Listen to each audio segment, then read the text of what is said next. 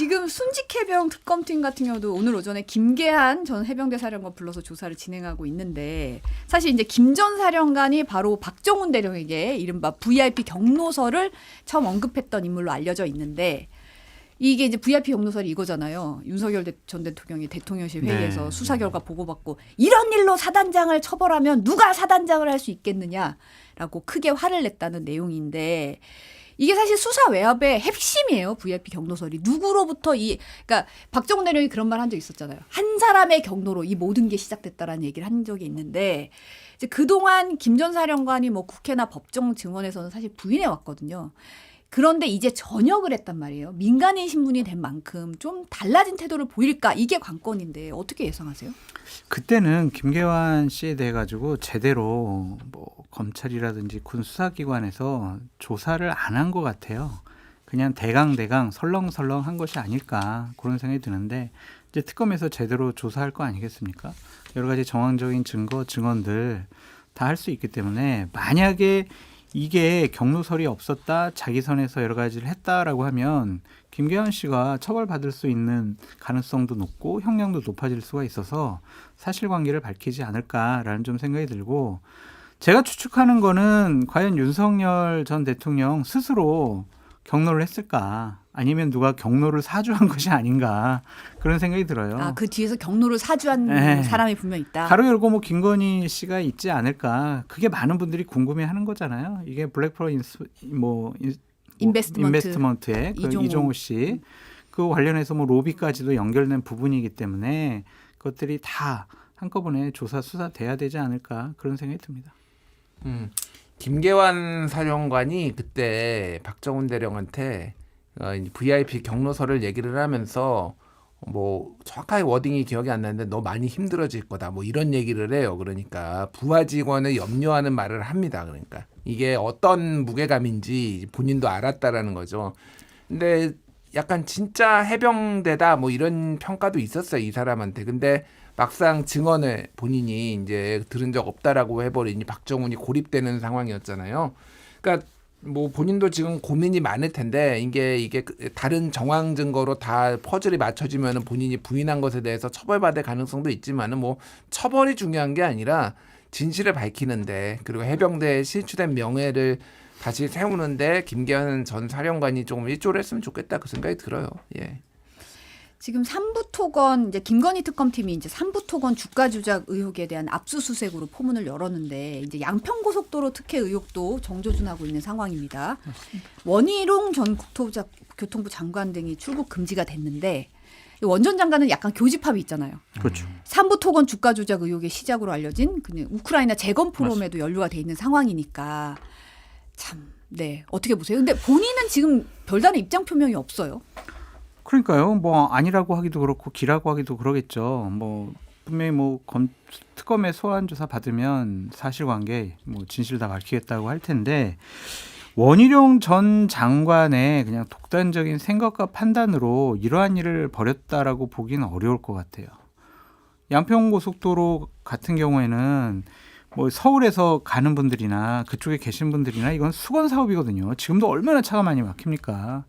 근데 그거를 갑자기 그냥 의혹을 제기한다고 해가지고 폐지시켜버리고 이거 안 한다고 그러고 다음 정권에서 하라고 그러고 이런 식의 일처리는 대한민국 국무위원이 정상적인 판단을 하는 사람이라면 할 수 없는 일이잖아요.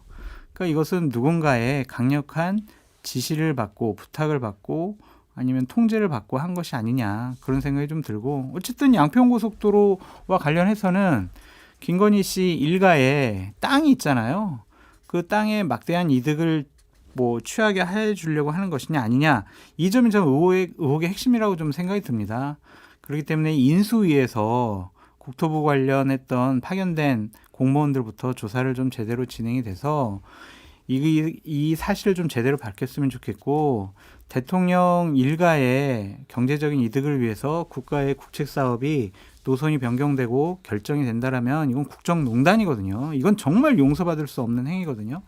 특검에서 이 부분만큼은 제대로 사실관계를 밝혀줬으면 좋겠다라는 생각이 들고 삼부토건의 조남호 회장 같은 경우에는 막 무슨 김건희, 윤석열 이 두 사람을 소개시켜줬네, 건진과 뭐 관계가 있네 없네 뭐 여러 가지 일이 있잖아요. 그래서 뭐 갑자기 그때 주가가 크게 올라가지고 많은 이득을 받았는데 이런 것을 원희룡 전 장관이 그냥 본인이 폴란드 가가지고 뭐 세미나를 하면서 갑자기 산부 거기 참여시켜 과연 이랬을까? 누군가의 지시를 받지 않았을까? 그게 의혹의 핵심이니까 원희룡 전 장관도 만약 이것이 저의 독단적인 판단이고 장관의 정책적인 결정입니다. 이렇게 하면은 본인이 이제 처벌받고 법적인 책임을 져야 되겠죠. 하지만 그보다 더 중요한 것은 사실관계를 좀 제대로 밝혀달라 그렇게 요구를 합니다. 그러니까 국토부 장관이 그러니까 민원 해결처였던 것 같아요. 민원 해결처다. 예. 누구의? 김건희, 뭐 윤석열 이 부부의 그리고 워낙 땅으로 개발을 많이 한 데다가 뭐 여기에 이제 삼부토건 같은 경우에는 또 이제 이게 좀 같이 얽힌 건데, 그러니까 그냥 일반인이 아니라 완전히 정치인을 앉힌 거잖아요. 사실 국토부 장관에 그렇게 정치인이 자주 왔나? 그 생각이 들기는 하는데 모르겠습니다. 예전에 문재인 정부 때도 있기는 있었네요. 그러니까 김현미 뭐 이게 이제 집값 잡으라고 보통 있는 건데 정권 초반에 이렇게 실세 원희룡 그 의원은 그 이제 윤석열 그 경선 때 윤석열을 사실상 지지 선언하면서 정권 초반에 어디에 중용되느냐 굉장히 눈에 띄었는데 이 윤석열, 김건희 이 두 사람은 원희룡을 믿었던 것 같아요. 그러니까 이렇게 초반에 굉장히 민원 해결사로서 이거를 했는데 그 믿음이 언제까지 가는지가 궁금합니다. 저는. 그러니까 원희룡이 이제 어떤 판단을 하느냐 이게 약간 죄수의 딜레마 같은 지금 상황이 올 거거든요. 아직까지는 안 왔는데 조만간 왜냐하면 주변 증거로 다 이제 나오면은 본인이 판단을 해가지고 이게 내통을 한 것처럼 되느냐, 뭐 이제 막 연락 주고받은 거 이런 것까지 이제 전화 기록까지 다 복원이 될 거예요. 그러면은 사실상 이제 정황 증거로도 기소가 될 가능성이 높은데 처벌의 수위가 이제 낮출 수 있는 거는 역시 실토를 하는 건데 그 죄수의 딜레마가 본인이 이제 미래 이 약간 무슨 얘기냐면은. 본인이 처벌 형량을 낮출 수는 있는데 그러면은 약간 배신자 프레임에 들어갈 수도 있어요. 이 정당에서. 그러면 굉장히 이제 판단을 해야 될 거야. 아마 여기서 끝까지 입을 다물고 뭐 장세동처럼 가는 것이냐 아니면은 아예 배신할 것이냐 그런 딜레마에 좀 빠질 것 같습니다.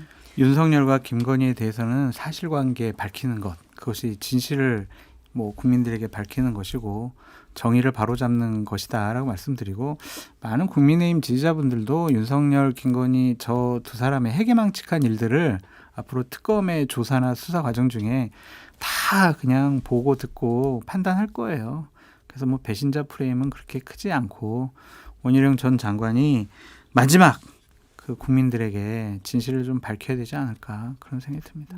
근데 이제 사실 특검이 원 전 장관뿐만 아니라 출국 금지 조치한 네. 대상자를 보면 뭐 그 삼선의 양평군수 출신인 국민의힘 김성교 의원도 들어가 있고 네. 김건희 씨 모친인 최은순 씨, 오빠 김모 씨, 뭐 양평군의 국장급 공무원, 타당선 조사했던 맞습니다. 용역업체 직원들까지 무더기로 출금을 했어요. 그러니까 김준일 평론가 말했듯이 이렇게 주변을 쫙 다 이 정황을 싹 다 훑겠다는 거잖아요.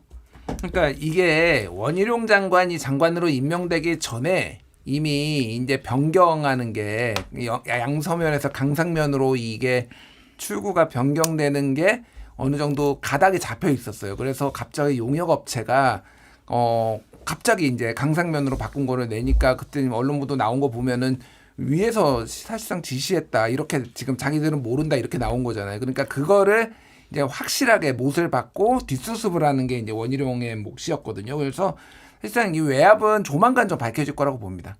조만간 밝혀질 거라고 보는데 이제 그럼 원희룡이 뒤늦게 들어와가지고 어디까지 알았고 어디까지 지시를 하고 어디까지 이거를 회유하려고 했느냐, 묻으려고 했느냐 이거가 이제 핵심이 될 것 같아요. 예. 김성교 의원 같은 경우에는 본인이 뭐 노선 변경 요구했다라고 했는데 뭐 각종 이제 언론 보도에 의하면은 그냥 김성교 의원이 요구하기 전에 양평군과 국토부가 노선 변경 관련 여러 가지 문서를 주고받았다라는 거잖아요. 그렇기 때문에 김성교 의원이 본인의 역할을 통해 가지고 이걸 바꾸려고 했다라고 하는 것도 이제 말이 안 되는 거거든요. 그럼 이 부분도 왜 당신 허위 진술했어? 이것도 수사의 대상이 아닐까 그런 생각이 듭니다.